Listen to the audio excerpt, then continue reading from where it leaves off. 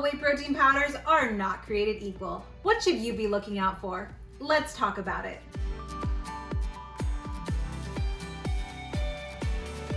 Hi, my name is Valenti with Naked Nutrition. I'm a private chef and nutrition coach here to help you better navigate the world of health and wellness. Manufacturers generally start with a low quality whey, which is then overprocessed and finally filled with a host of harmful or unnecessary additives, stuffing the tube with something that only barely resembles the original ingredient. So, when you're selecting a whey protein powder, what should you look for? The majority of dairy cows in the United States are fed processed grains instead of grass, an unnatural food source for our favorite bovines. On the surface, this seems like it could be a good idea because grain is cheaper and the cow's intake can be carefully controlled. In practice, however, it leads to an inferior quality meat and dairy product. The difference between gray and grass-fed dairy that research has found is in relation to its fat content. Any product, whether meat or dairy, derived from grass-fed cows is lower in saturated fat than grain alternative, and it's higher in healthier fats and omega-3s and CLA. You will generally find two types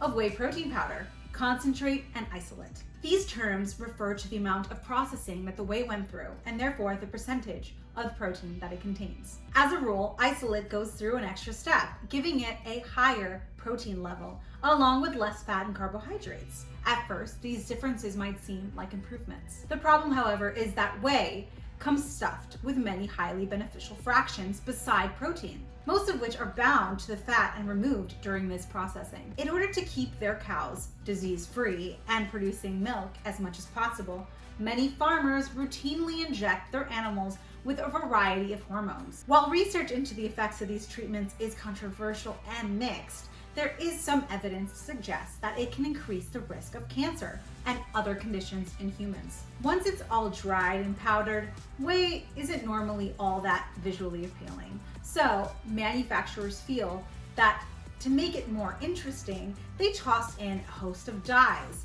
which you wouldn't think would cause any problems. But several studies have demonstrated links between artificial coloring and ADHD and other behavioral problems in children. Regular whey is usually either flavorless or slightly bitter, a problem for many companies. So logically, they want to find ways to sweeten it by adding sugar, which will then change the nutrition profile and likely make it less attractive to fitness-minded customers. So, artificial sweeteners, which are typically low to no calorie, seems like the better solution.